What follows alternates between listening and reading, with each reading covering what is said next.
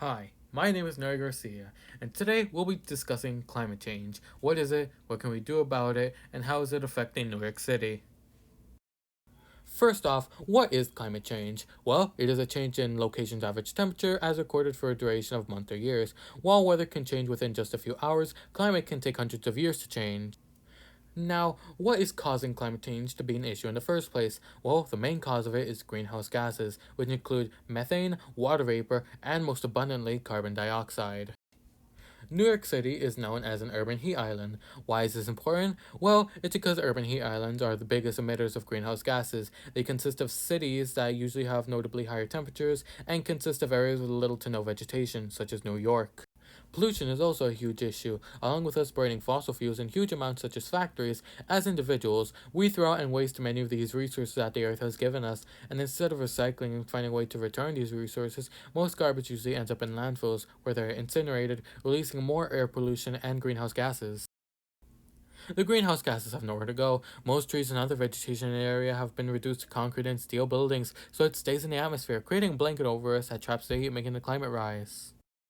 Since the 1900s, the global temperature has increased by about 1 degree Celsius. Now, 1 degree may not sound like a lot, but because of the rise in climate, almost everything frozen on Earth has begun to melt, which has caused a rise in sea level. If temperatures continue to rise, then by 2050, 240,000 people in New York will be living in areas at elevated risk to inland flooding, according to staterisk.org.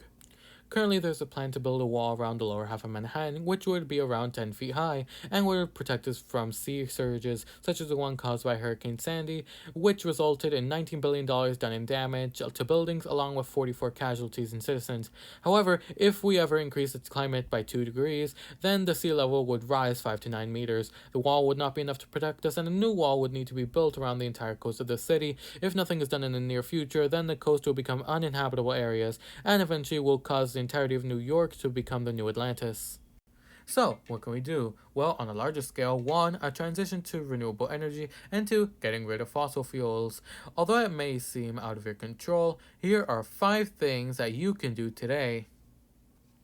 1. Stop using fossil fuels. If we switch to a new renewable source of power, then we'll have a chance at slowing down the increasing climate in New York. It is almost impossible to survive without the use of transportation, which is responsible for 36% of New York's greenhouse gas emission. If we were to switch to electrical vehicles, we would drastically reduce the amount of carbon dioxide done in the atmosphere. 2. You have a say in what huge corporations do. Most people underestimate their power as a citizen consumer. We have the ability to put pressure on the government and other large companies. We can also make our voice heard by making sure we're not funding any polluting activities, such as avoiding putting stock in fossil fuels to reduce their income. 3. Change your diet. Food processing emits a lot of greenhouse gases from the cow's natural functions, releasing methane, and they also require a lot of food and fertilizers, many of which come from cleared forests, which is another huge cause of carbon emission on its own. By cutting down the amount of meat you eat by half, you are able to reduce your carbon footprint by 40%. 4. Don't waste. According to clothing and textile drop offs, 200 tons of clothing are thrown and wasted every year. We need to shop smartly and buy only what needs to be bought. Along with that, we should also use recyclable materials such as cloth bags in order to reduce the amount of plastic that ends up in landfills. Clothing makes up 3.6% of the amount of carbon dioxide that ends up in the atmosphere. And 5. Wash your clothing carefully. By using your hands instead of a machine to wash your clothes, it reduces the amount of carbon emission that is released into the environment. Also, by washing your clothes in cold water instead of hot water, you can reduce the amount of carbon dioxide in the air by 500 pounds per year.